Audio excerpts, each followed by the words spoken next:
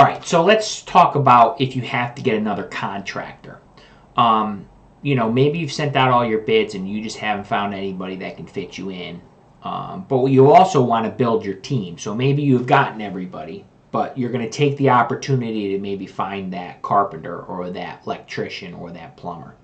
This can kind of be a daunting task if you are new to the whole industry. These guys operate a little bit differently. But if you are aware of the industry, you probably, know how to operate within it and how to talk to these guys. But here is a checklist of how to really go about hiring a new subcontractor. And you wonder, well, why does the project manager need to hire the subcontractors? One, you're the one that's working with them. But two, you have a first-hand knowledge of how they're operating when they come to the project. So really, the office can get some names, but you really want to be that person that interviews them. And you're not going to necessarily interview them, but you're going to watch how they operate. And so the first, typically what you'd want is you always want to be proactive and never be really looking for people, but getting new guys in your roster. So, for instance, you might already have all of your accepted bids, but you're like, we need another electrician for that area, because sometimes we're all in different areas of the state. So, here's a little checklist of what to start out with. So, the first thing you'd want to do is get some names. And you know what, honestly, the names,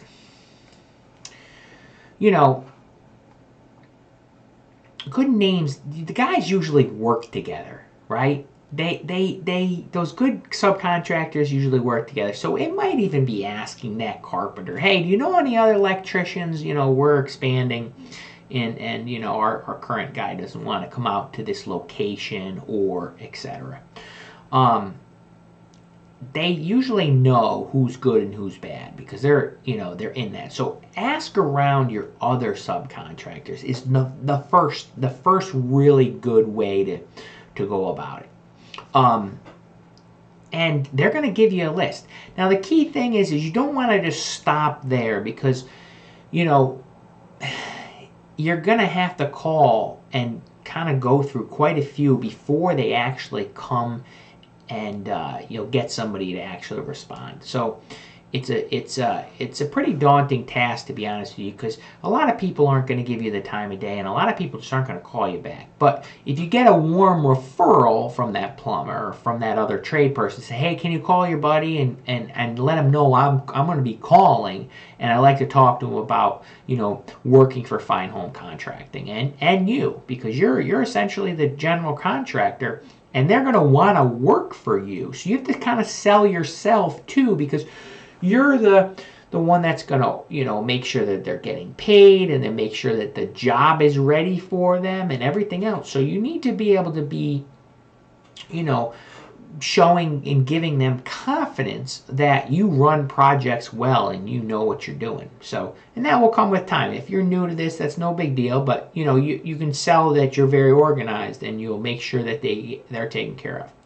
So let's just go over quickly. What's the first thing is the phone screening.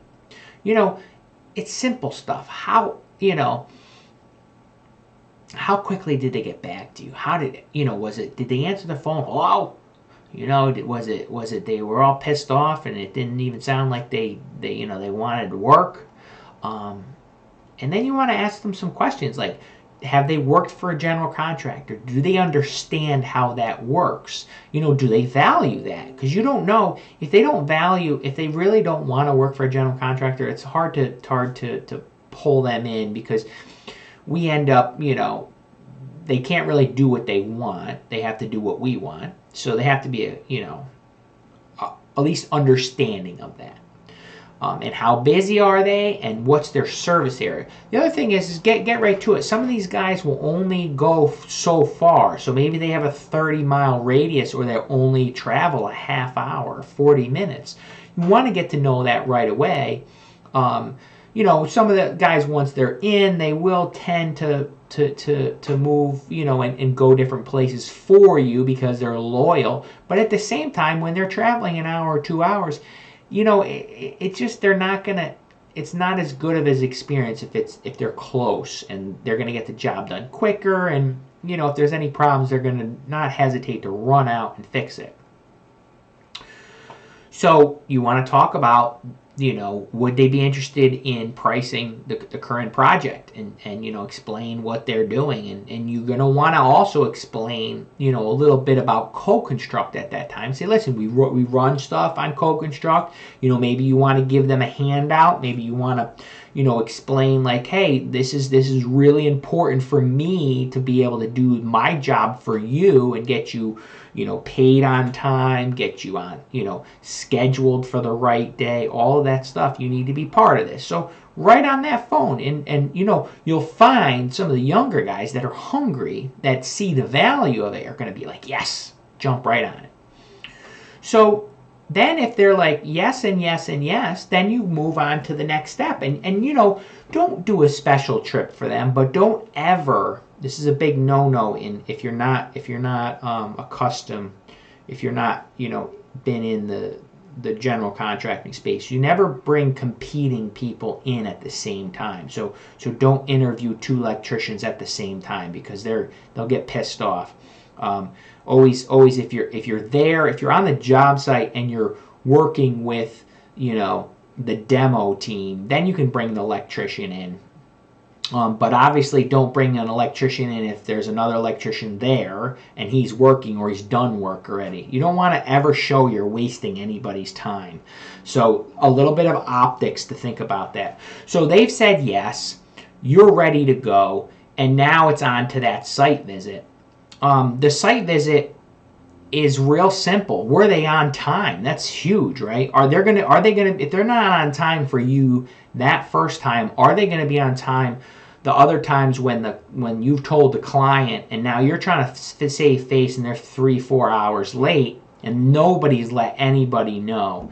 So that's a big thing. Is the truck lettered? That's give or take, like that's not a deal breaker, but it shows a bit of pride. It shows a bigger company. You want to try to look inside the truck. I mean, I know it sounds sneaky, but you want to kind of walk past and look at, is it a disaster in that back of that truck? If it is, that's probably how they work. If it's organized, it's going to be, the guys are good, and they take pride in it, and their work's going to be organized. If their truck is clean, their job site's going to be clean. You're not going to be calling up being like, hey, you got to clean up your garbage. Appropriate clothing. They need to look presentable. These guys are workers, so they could have stains and, they could have stuff on their clothes. But is simple stuff of tucking your shirt in, having a branded t-shirt on, do they look presentable, and will they match with our clientele? So of course they're workers, so we're not expecting them to be in a suit, but they should be in, appropriate clothing for a job site. Shouldn't be showing up in sandals. Now the next thing is like, then what are they coming in with, and how are they gonna? You're gonna kind of give them the scope and just watch. Do they take measurements? Do they take? Do they have an iPad or a tablet? Do they take lots of pictures? How are they? Putting the job together. How organized are they now? The last thing you want them to do is, if they're not and they're scattered, they're going to be calling you, well, what about this? What about that? What about... Right off the bat, you're going to know. You're trying to save yourself time.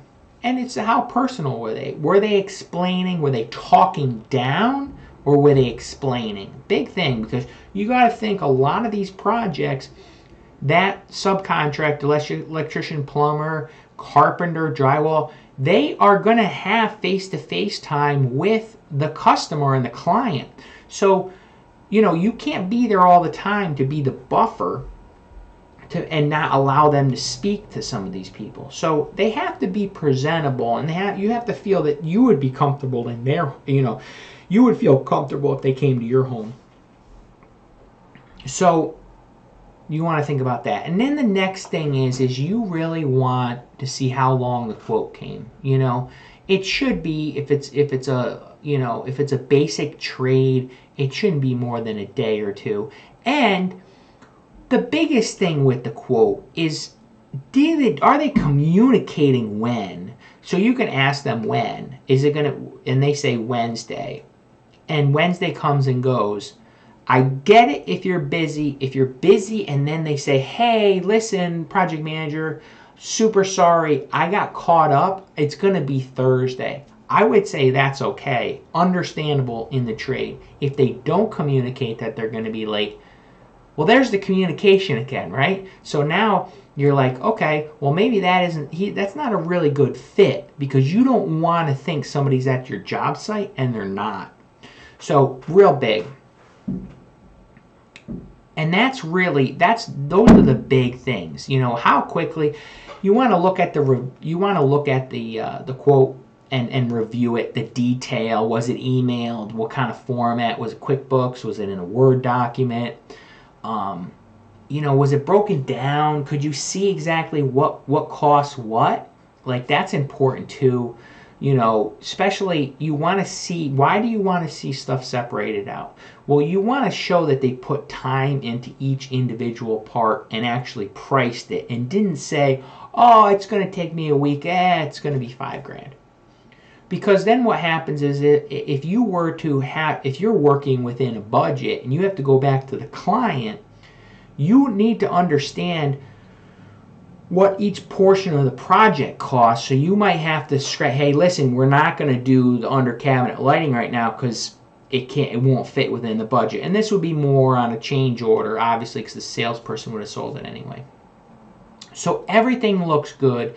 Then you're going to have the subcontractor packet, and you're going to learn about that in the next couple videos of the subcontractor packet, and you're going to give them, they have to fill that out.